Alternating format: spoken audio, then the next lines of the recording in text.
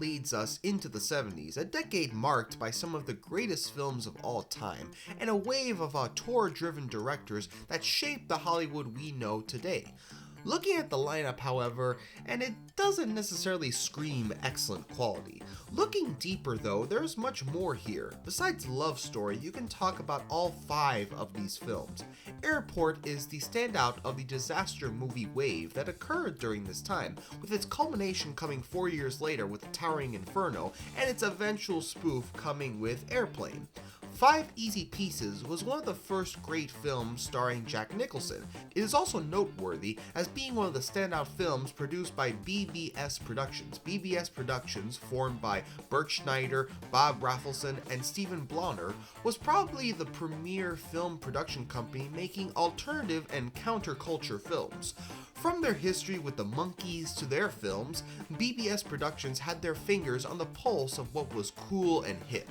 Their films included Head, Easy Rider, 5 Easy Pieces, Drive, he said, The Last Picture Show, A Safe Place, and The King of Marvin Gardens. They mostly starred Jack Nicholson and were realistic dramas about young people dealing with societal and introspective problems. On another note, MASH became a big signifier of the culture at the time, as the film used the Korean War as a vehicle to make a black comedy about the ongoing Vietnam War.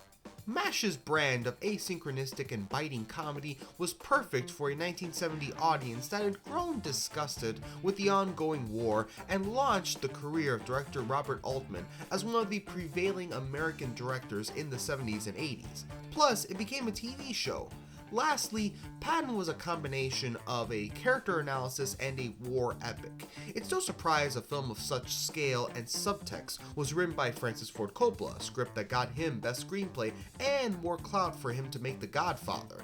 It's probably the George C. Scott performance, but we're also fond of Exorcist 3 over here.